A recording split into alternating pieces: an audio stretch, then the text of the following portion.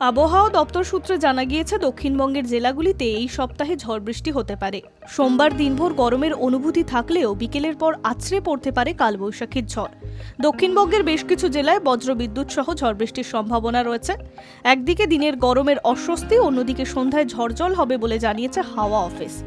আগামী 8ই মের পর থেকে দক্ষিণবঙ্গের বৃষ্টির পরিমাণ বাড়তে পারে।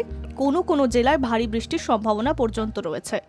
দক্ষিণবঙ্গের পাশাপাশি উত্তরবঙ্গের জেলাগুলিতেও ঝড় বৃষ্টির সম্ভাবনা রয়েছে।